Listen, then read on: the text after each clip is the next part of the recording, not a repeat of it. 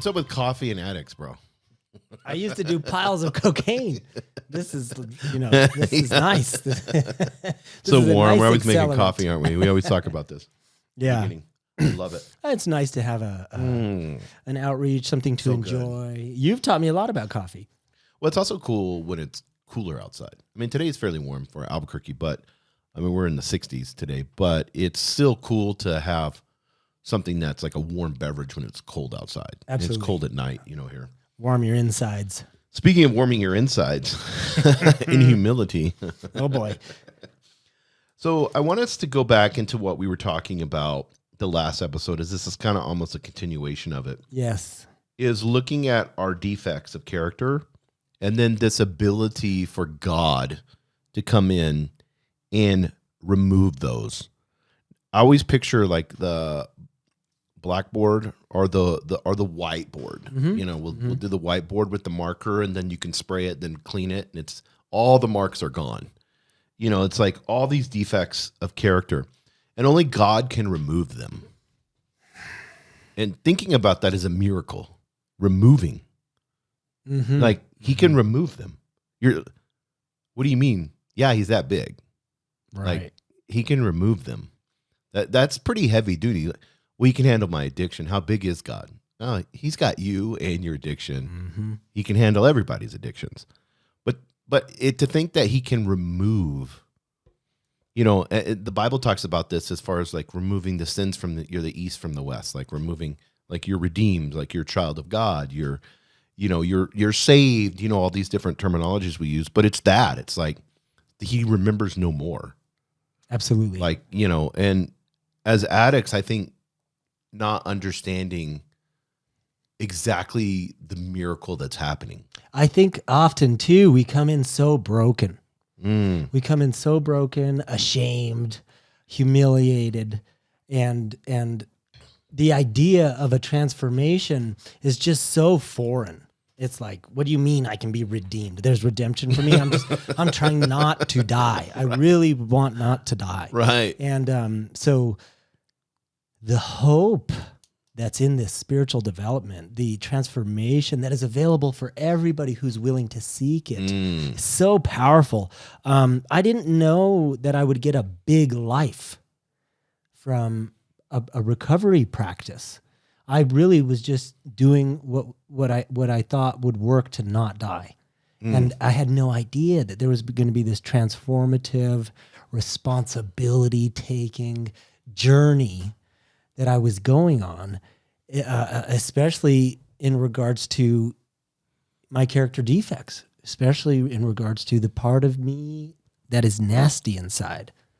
The things I don't want anybody to know. Which everyone has. Absolutely, everybody has this. Whether If you say human, you're yeah, an if addict you're or not, human, it doesn't matter. We all have them. You got character defects. Yeah. Do you feel like when we look at our character defects, especially when it's in the form of addiction? Because I think addiction, no matter what it is, I heard an old statement saying a long time ago, like if you have character defects and you put money into it, it just makes them worse. Sure. Like if you're an alcoholic and then all of a sudden you're a rock star, well, you drink yourself, you've thrown up all of yourself and drink yourself and you die. Yeah. Jim Morrison, I mean, there's a lot of people at the Doors.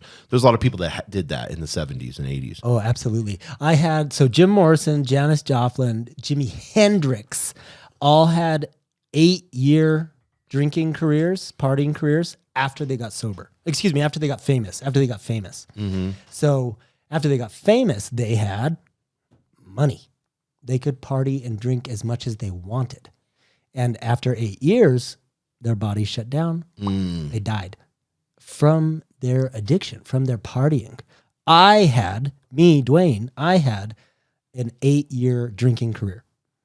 I drank for 8 years, as much as I could, as often as I could, and my body was dying. It couldn't take any more. The human body can only take so much. And for a lot of us, there's also an experimentation with other stuff, with drugs, with cocaine, with speed, with heroin. I didn't do any of that. So I did a lot of cocaine. So it's interesting to say now, 14 years later, I'm grateful for the drugs as well, because it exasperated the drinking. I like It that. took my addiction and turned the volume to 11. Mm-hmm. So maybe I got to forego 40 years of just drunkenness. Maybe my body got close to dying sooner because of the additional substances. I love that. Yeah, so it's a very weird thing to say now. I didn't know that then, but I know now. I'm also grateful for the drug addiction, the drugs that I did, because that got me to a bottom quicker. It got me. Yeah. What if it help took you quicker. 25 years to get to a bottom? I would have rather died. Or you have some people, you know, we talked about this the other day. Some people will go through their whole life, never learn the lesson, and then they're 70, 75, 65, whatever. Still drunk. And still, but they've never had it where they've gone like super rock bottom. Right. You know, they've been able to, you know, I know somebody right now, doesn't live that far from here, that is functioning alcoholic. Just goes to work, does their work, but they got the big red nose, the big hard belly, you know, all the capillaries, capillaries, and if you see them in the evening, they're always going to be drunk. They're always like overly happy in the evening. You know what I mean?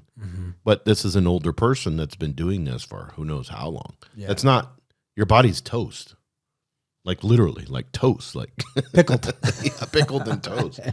Whenever we look at this, and we see that there's this readiness to have God remove all these defects of character. So it's a readiness. And I think a lot of people aren't ready. They haven't made the decision. They haven't understood their addiction and where they're at. They're still playing the game. Absolutely. Because God can't do his magic because he'll never go against your free will. So God can't do his magic. God's magic happens when there's humility. Yes. On our part. Yes. Well then said. then it's allowed. Then the magic can come in, and then the removal happens. But until that access is given, he's a loving God. He's not going to force anything upon us. You know, why would we be puppets? Right. That makes no sense, you know. Man, that's so powerful. The proper use of the will is to give it back to God. And that's so hard to do, especially in addiction. I'm not going to do that. I'll run my head into the wall over and over and over trying to figure it out on my own. No, God, I got it. I'll figure it out. And I did that for years. I did that for 8 years. God, I'm not worthy. Don't pay attention to me. Very good. Yes. I'm just a drunk. When I finally got into recovery, that was definitely the energetic space I was in surrounding my spirituality. I believed in something. I didn't know exactly what it was, but I knew that it didn't want anything to do with me because I was such a bad person, because I was so low. I was the lowest of the low. Which was false humility, and that's actually narcissism. That's pride. That's pride and in reverse. In reverse, and that's very common. It's very common to be somewhat agnostic, entering recovery, and think God. I believe in something, but I know it wants nothing to do with me. We were talking about this earlier at the gym. It's like this anger towards God. You know, like, well, fuck God. Why did he make me an addict? Right. Why did God do this to me? You know, or I prayed to God and nothing happened.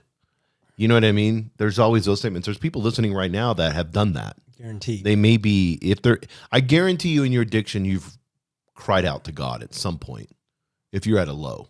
For sure. And then nothing happens. You know, that no one gets the Paul on the Damascus Road where God comes down and shines a light on him, you know, and the next thing you know, he's blinded and, you know, and Moses, you know, in the burning bush. It's like, well, hell, I didn't get an angel or St. Michael come see me. I just prayed and cried out to God and gave him my all, and then nothing happened. Yeah. A white light experience, a burning bush experience, very rare, very rare. Some people do get to have that, but it's very rare. Usually spiritual experiences of the educational variety, like ours, and that just means it takes time. That means that I have to learn over time. I have to be willing to practice. We like to say faith without works is dead. So if I'm not willing to take action, yes, then my faith means nothing. My prayer means nothing if I'm still pouring alcohol down my throat. But people don't realize the addiction is the burning bush. They're looking for something that's already there. Because if you didn't have, like you said earlier, if you didn't have the addiction, where would you be at now? Bro. That is So that the so addiction profound. is the burning bush. That's why I like doing a podcast with Jason. This guy can bend space and time. No, has nothing to do with that. It's when Jason folds time and explains that your addiction, the thing that's kicking your ass, is the burning bush in your life, is the God reaching out to you that can alchemize this recovery experience where later down the road you have a connection with a higher power because of that addiction. So you know what? When you're around your addiction, you need to take your shoes off. 'Cause you're on holy ground. Holy ground. Nice. Take your shoes off. Man, that's profound. humility. That is profound. That is humility. And that's the recognition of something bigger than myself. Because I'm you no don't see longer- the outcome. No. That's what I mean. You're bending space and time. Mm-hmm. The outcome is I get closer to God. But I don't know that when I'm drinking a bottle. Yeah, when you're going to the just meeting for suffering. the first time and you're suffering and you're just trying not to drink. Because you've told me story after story about that. It's like, I don't know what the fuck I'm doing. I'm just here. Mm-hmm. I'm trying not to drink. I feel fucking, I can't even be in my own skin. Correct. It just feels disgusting. Correct. Yeah.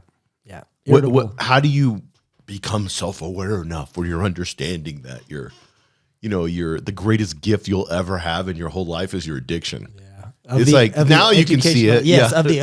of the educational variety. It takes time. You wouldn't have anything that you have in your life now if it wasn't for your addiction to propel you to where you were at. Exactly. The addiction said, okay, here you go. Now you're a multimillionaire. I believe that. You may have been like working with your parents on construction. Wrote, I would have died.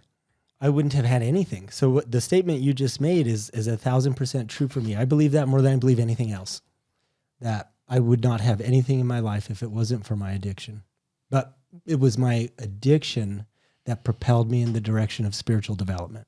It's also if God gave his son a cross to bear. Yes. Who do you think you are? Mm-hmm. You think you don't have a cross?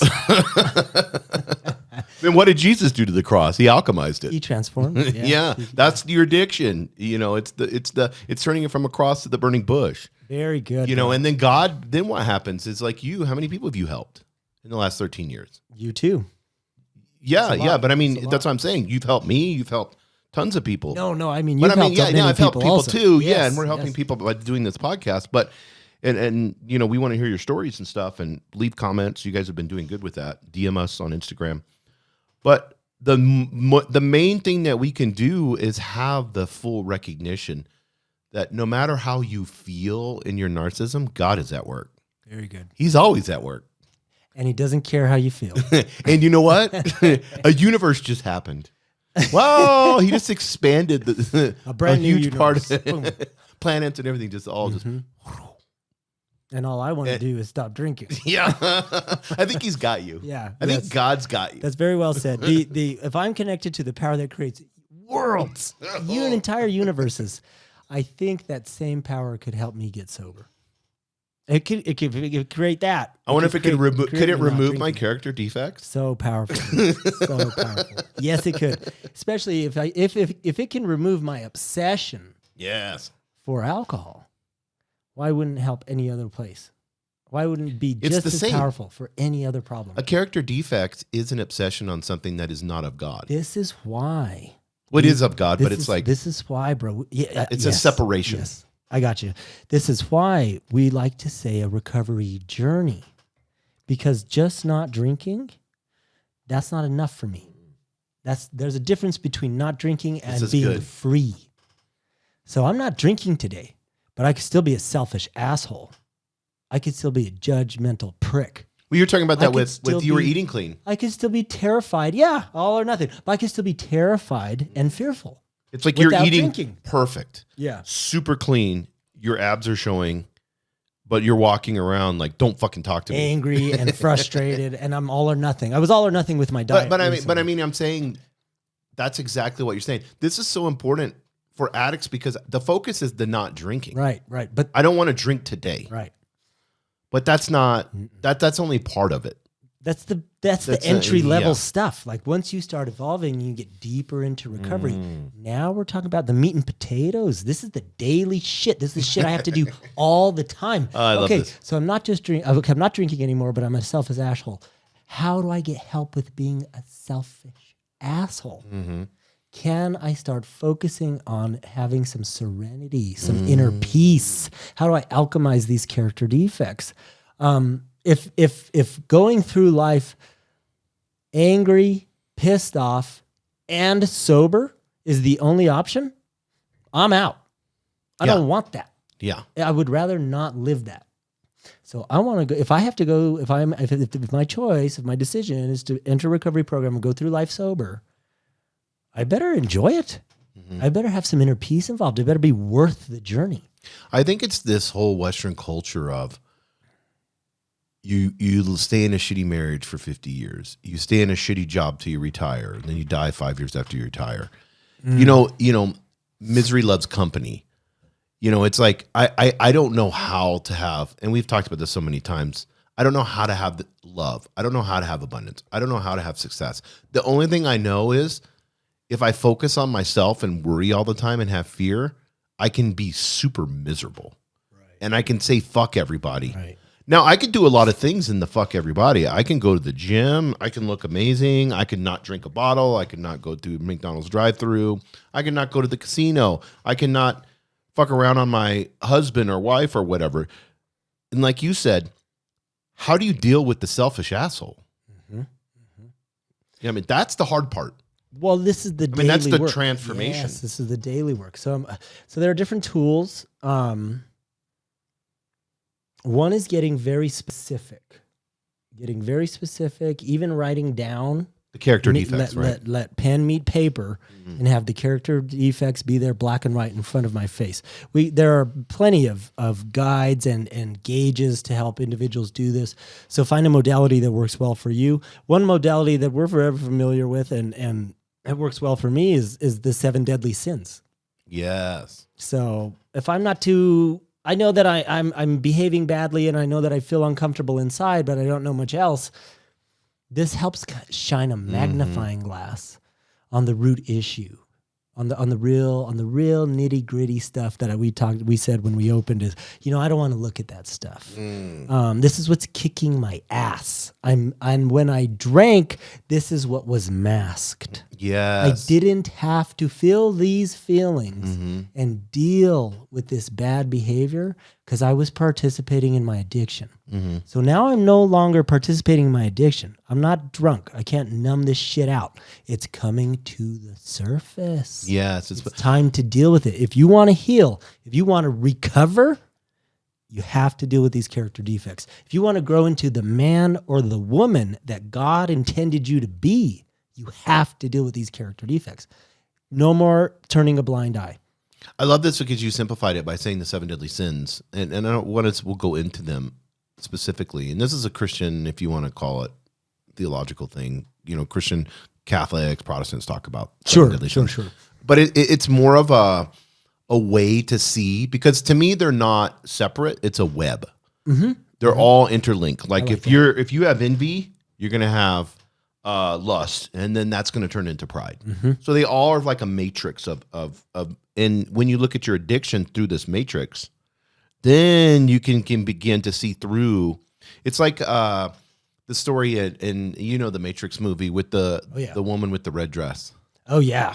This is look. Like, yeah. bet you can't look at that. The next thing you know, guy's standing there with a gun to his head. And there's a lot of things in our life that are the red dress, the beautiful woman that's in the red dress, and you can say don't look, but you're just gonna look. It's programmed. Yes, I'm programmed to look. I programmed myself. Yeah. Yes. To look Yes. because of my selfish, self-centered addiction. So yes, I love that analogy. Yeah, these are red dresses.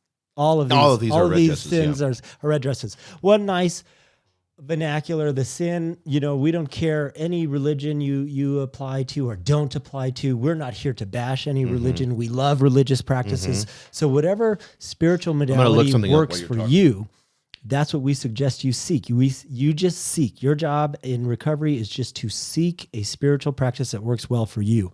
I love Christian practices. I love Judeo practices. I love Catholicism. So anything that works well for the individual is what we care about. We don't care the specifics. And again, this is just like you said, this is just one lens. This is just one way to look. This is just one modality to pull apart the parts inside of me that I don't like, the ugly parts inside of me that I used to drink over. Yeah, I want to go through because this is really important. You've been studying with Jordan Peterson and going over the Bible with Moses and stuff like that. And I said, like the Bhagavad Gita I've studied. Mm-hmm. That's amazing.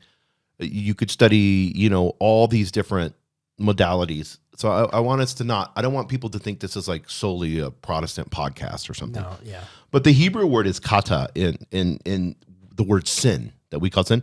But religion, like you said, has destroyed the meaning of what it is. Right. The etymology. Go ahead and give us the etymology. So I wanted, and this is from BibleProject.com. So this is like, this is an actual Christian website. Kata simply means to fail or miss the goal. It says, when the Israelite tribe of Benjamin trained a small army of slingshot experts in the Bible, they could sling a stone at a hair and not katata. So what that is, they could not miss. Or there's a biblical proverb that warns against making hasty decisions because you're likely to katata your way or miss your destination. Very good. So missing the mark, missing your destination, that's what the word sin means. It's not some evil. No, it's not evil, and it's not you're going to burn, and it's nothing like that. Thank you so much for saying that, Jay. That's what we're referencing when we say sin, 7 deadly sins. I'm just missing the mark. Yeah. I'm not being my higher self. Yes, I'm not living up to my potential. Mm-hmm. I'm not living up to the man I know I could be. And when you miss the mark, the lady in the red dress is your addiction. So it's like, there's a bottle. God, I love her. Yeah, I know. Yeah, there's a bottle. That might be the worst analogy we could. Yeah. That would probably be. What if they did that on purpose? The lady in red dress is holding a bottle. Yeah, that's even worse. Game over. Yeah, game over. However, but that's my programming. That's my selfishness. That's my conditioned behavior. I know the bottle works every time. It's easy. It's cakewalk. It's ingrained in my mind. So now we're starting to develop new neurological pathways in the neocortex. I'll give a little bit of history.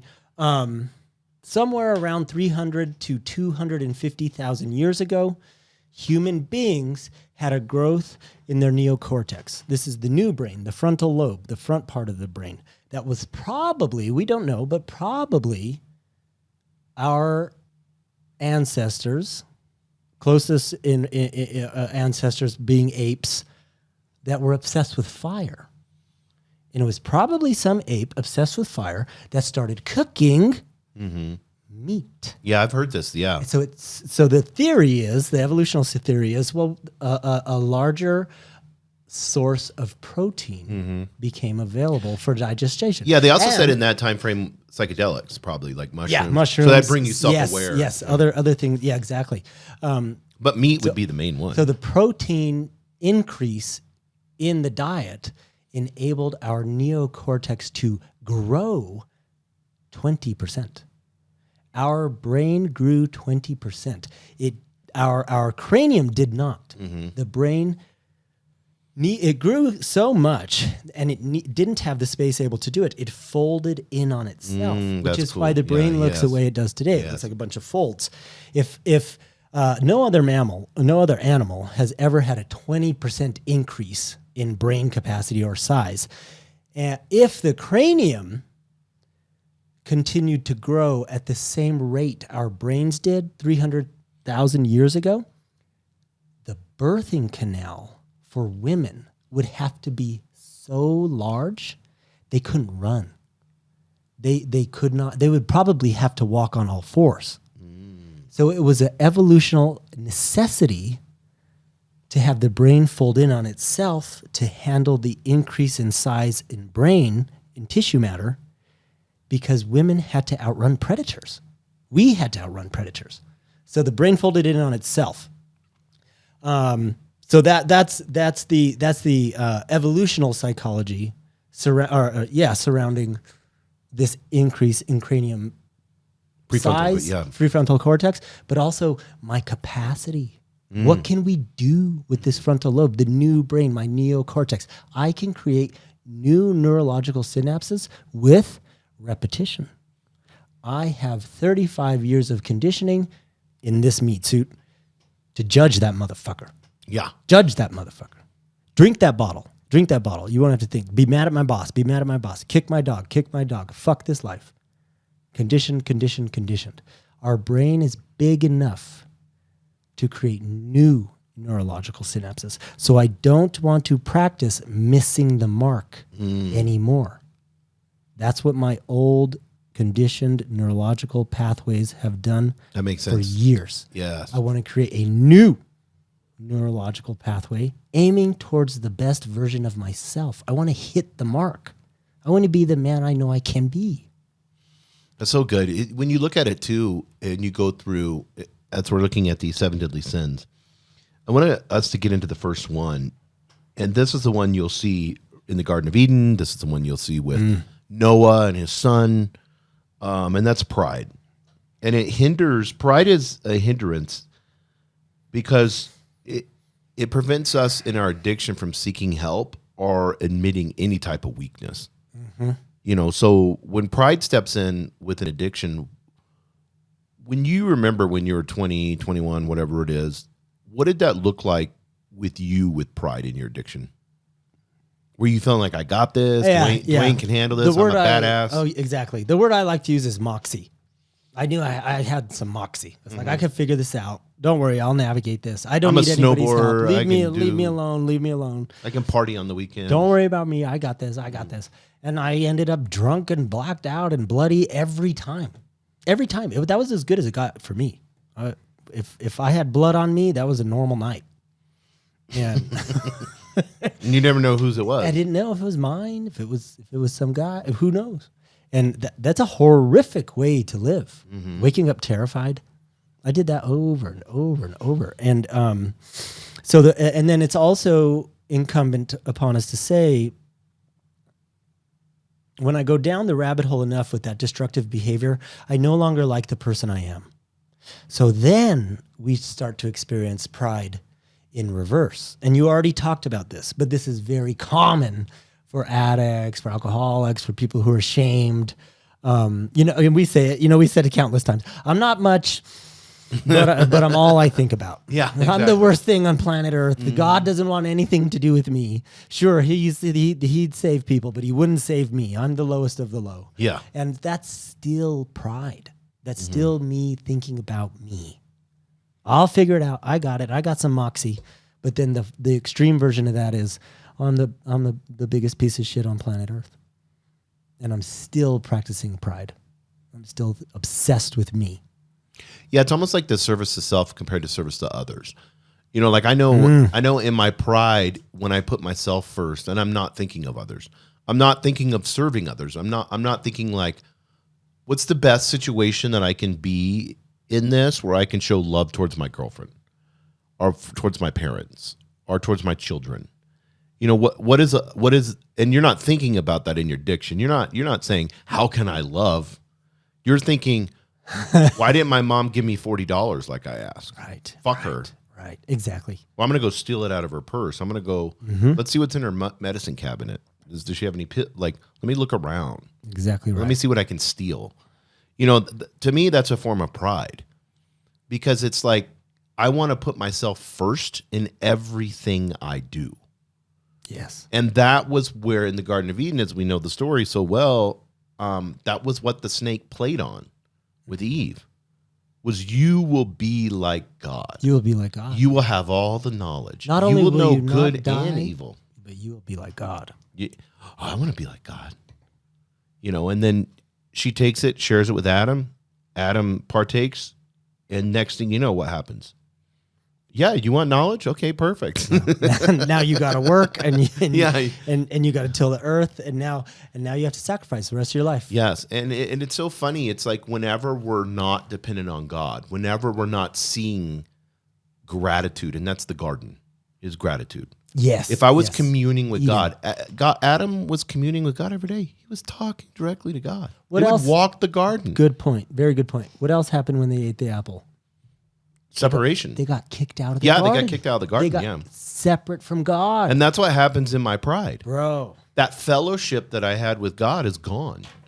Because I'm not putting God first. I'm not putting others first. I am so focused on me being God. Like it's Yes. me. I want to know. I want this. I need this.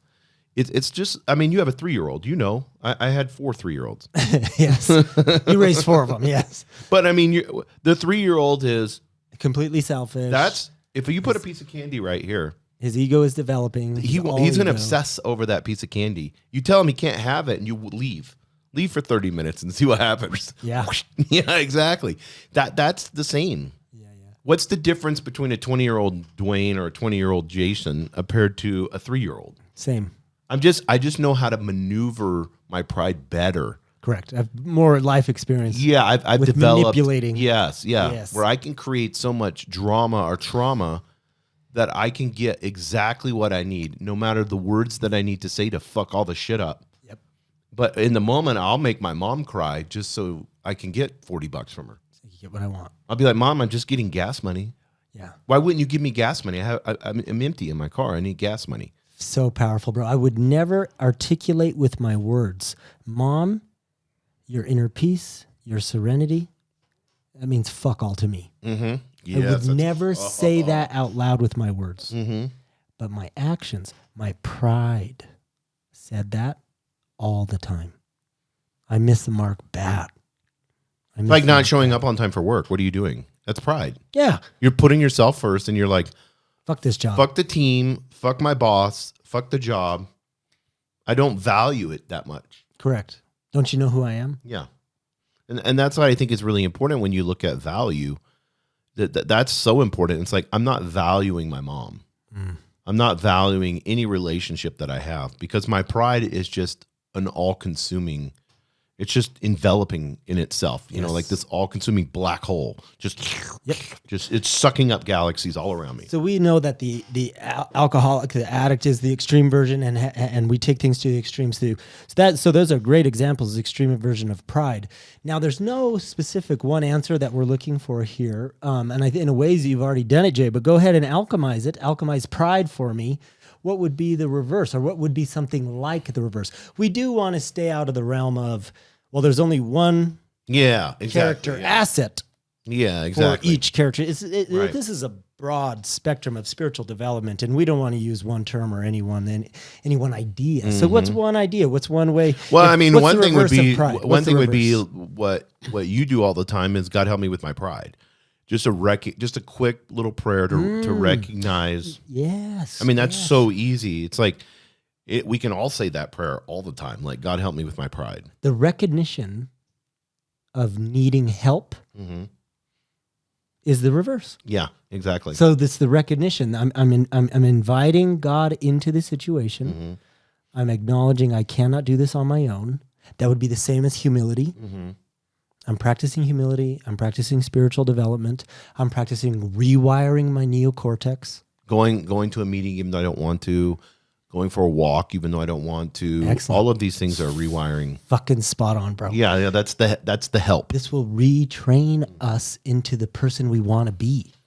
It's a practice. It's a training. It's going to take time. It's going to take effort. It's going to take fucking one foot in front of the other, one foot in front of the other. Take the next step. Take the next step. I love that. Just do you think the fear, the terrifying fear of going to a meeting, especially if it's your first one, because there's people listening that are at this level, is they need to recognize that fear is just another form of pride.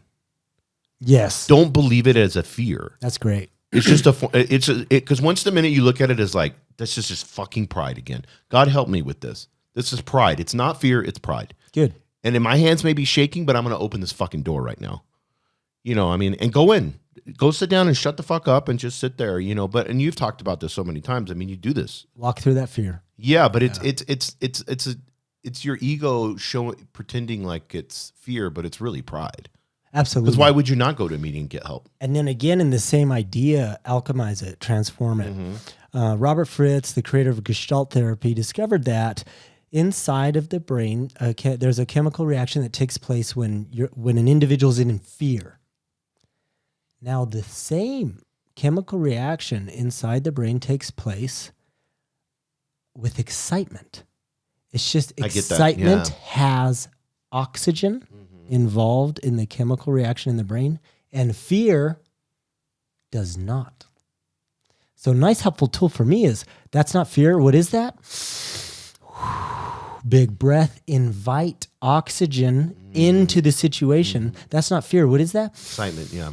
That's excitement. That's not fear. Oh my God, I'm walking into a meeting to transform my whole entire fucking life and get something worth living. That's not fear.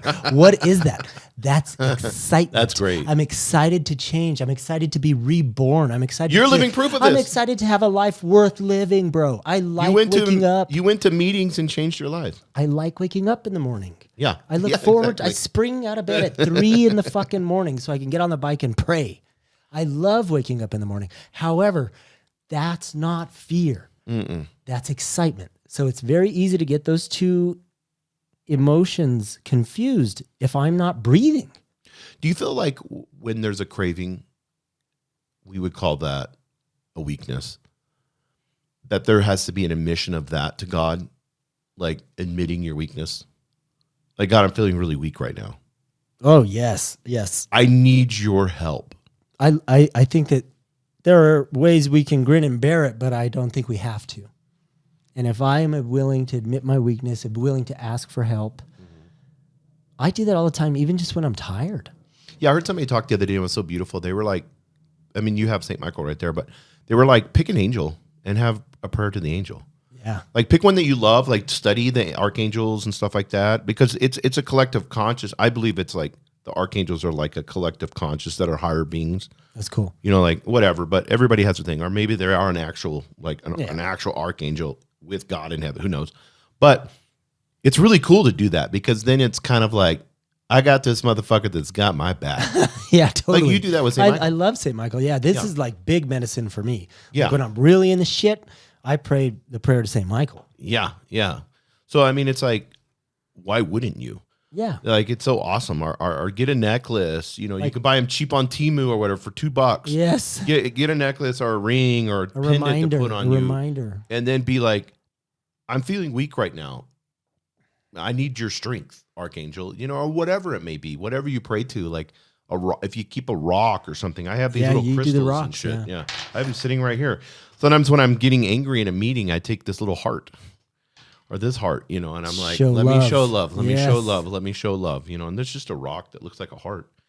But, and I can just hold it in my hand and be like, keep your fucking mouth shut, Jason. That's so cool. You know, show love. But there's so many things that you can do. There's so many ways to alchemize pride. Yep. And the cool part is when you do it, it builds on itself and it scales. So as you begin to alchemize pride, you gain more confidence. It's like going to the gym and doing repetitions that you talked about earlier, doing those repetitions. Then it's like now I'm starting to lay brick by brick by brick for my journey. Yes. You know, so now I'm like, oh, okay, shit, I just built a foundation. What the fuck? I'm building a fucking house here, you know, for my higher self. And then it's like, oh, damn. Now I got to put windows in and shit. You know, it's like next thing you know, a year into this, 2 years into this, like you said, you had that realization at the pool, which is so amazing. It's like, holy shit, for 2 weeks, I didn't think about drinking. I haven't even thought about it. Didn't enter my mind. And you're like, that's alchemy. That's God. Yes. What did we talk about earlier?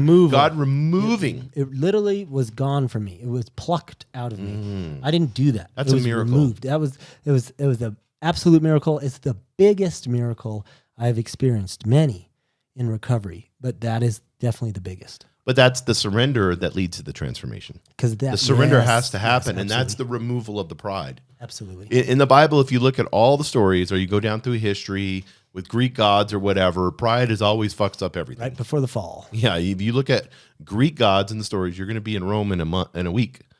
When you look less than that, Monday, Tuesday, or whatever. When you go there, you can see all these like gods, Roman gods. All the stories are when they get prideful. Yep. They start thinking they're a badass. Somebody sneaks in and takes them out, you know, or humbles them or whatever, you know. So let's get to the next one. Is greed. Greed. This is one I have a problem with, especially when it comes to money. But it fuels an insatiable craving. And it's not just an addictive substance of a craving that we want to hoard or to keep, but it's also behavior. Like I want to have this plus this. I don't want to have just a wife. I want to have a wife and 5 girlfriends. Right. I want to have 12 donuts. Right. I'm not going to have one. This is greed. I want to have I want your money and your money and your money in my bank account. Yep. And you can have 0, that's fine. But I want it all. Yeah. One nice definition of an alcoholic or an addict is, I've just always wanted more than my fair share. And I don't want to earn it. And we also call that the more gene. I have the more gene, whatever fucking gene that is. I just want more. I don't really care what you're holding. I just want more. Which is lust, gluttony, sloth. Yes, I want more of all. And pride and greed all rolled up. This sounds like a good time to me. It isn't sins, you know. That hits them all. That statement that you just said nails all the 7 deadly sins. Well, I just want more. This was a normal Friday night when we were drinking. You know? I just want more. Greed, envy, I want more lust. than what I can even, my physical body can even handle. Correct. I want to poison myself to the point where I'm blackout. I never stopped on my own.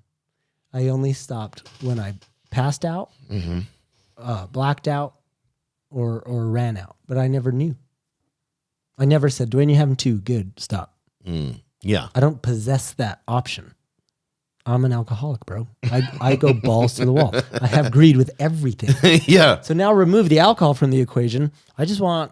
I knew I was super selfish at my daughter's 5th birthday when I was trying to manipulate all the other 5-year-olds into giving me the biggest, prettiest piece of cake.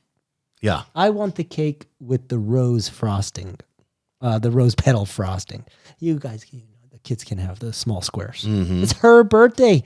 Yeah, I mean, we all do all that. of them are there for her. We all do that. And I made it about me. Mm-hmm. And what's crazy for greed with me is it's never pleased. It always makes you miserable, and it's always lacking. Like it's never pleased. Like in the sense of like insatiable. Yeah, it's like you hear about billionaires and they just want more. Like they know they can't, and they're not happy. They're not happy, and they can't run out of that money. Yeah, I asked a multimillionaire a couple weeks ago that question: "Are you happy?"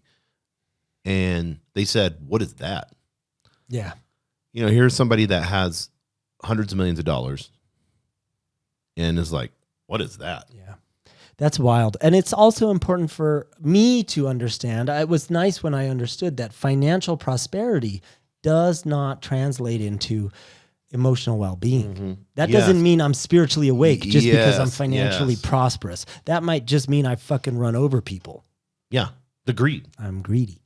Yeah, you can go a long ways with greed. I think that there's a way to be a multimillionaire with spirituality involved also. So again, we're aiming for the best version of ourselves.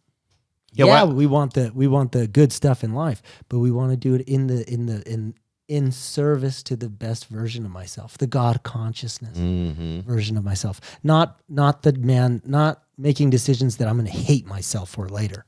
Yeah, I'm watching a show with Yakuza, the Japanese, mafia or whatever you call them. And, they do human trafficking, they do drugs, they do alcohol, they have all these casinos they run and all this stuff. But the fight is always from trying to take territory from each other. I'm going to take this casino. I'm going to take, they're weak. They appear weak now, so I'm going to take. Yep. And that is greed in and of itself. So you're preying on somebody or something that is weak in hopes that you can steal something from them so that you gain. Very good. Yeah.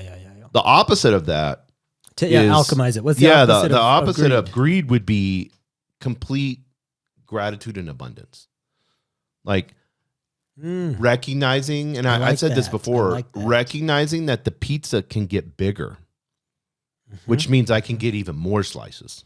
Like Duane can have a ton and I can have a ton too. It's not Duane have a lot and I have none, or I need to get what Duane's got. It's like, bro, it's like, and this is really hard to do. It's like practicing being truly happy for somebody. And we're going to talk about envy here in a little bit, but practice being truly happy for somebody when something good happens to them. Oh. And you'll find yourself, like with greed, you'll find yourself getting pissed off. That's a great when way. When somebody gets, you're like, well, fuck him. How did he get that? He didn't deserve that. Different modality, Chinese proverb. A friend's blessing is a gift. That's a gift for me because I get to practice gratitude. Yes. I get to practice love. I get to practice acceptance. I get to practice happiness for somebody else. That's so good. Man, you nailed it. Abundance and gratitude, the opposite of greed. I think Joe Rogan's really good at this. I watch him, and he made a comedy store, and he's a comedian. Yeah. If you ask him first, he'd say, yeah, I do UFC, I do all this other stuff. You don't have a podcast, but I'm probably a comedian. He'd say he's number one that. But he brings new comedians on his show all the time where he has hundreds of millions of views. Right. And he's like, I learned this in martial arts, is that you want everybody to get better. Yeah. Like you're going to share, like in martial arts, he's like in jiu-jitsu, you're helping everybody. Like you want everybody in your dojo or whatever to get better. Gets better. Yeah. And then you practice with each other so that you both get better. Iron sharpeneth iron. Yes. And he's like, why would I not, with my ability to be able to have hundreds of millions of viewers, why would I not help lift comedy up together? That's so cool. And then in turn, guess what happens? It's lifting him up. It's lifting him up. Yes. And that's what iron sharpens iron. Yeah, that's what greed doesn't get. That's powerful, bro. That's powerful. So let's get into the next one, and then we'll be done. Wrath. This one is my problem. I have a problem with anger, resentment, and that is a trigger for me. And when I get triggered, yesterday I had this happen to me. When I get triggered, all I do is make stories up in my head.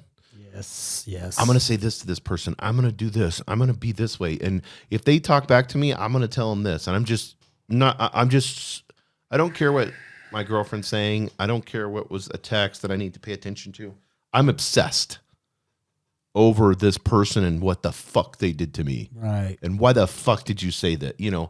And it's this resentment that just is this dark fucking evil cloud that takes over me. It's ugly. Oh, yeah. And that's wrath. Yeah, absolutely. There's so much wrapped up in this, bro. Fuck, this is a big one. Anger is usually the face of what? Fear. Yeah, that's what it is. When I'm afraid, I don't want other people to know that.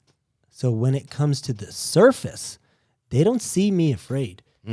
They see me angry. Yeah, that's good. And then they get afraid because I'm vibrating at that level. So they, they're meeting me at the fear level, at the fear vibration.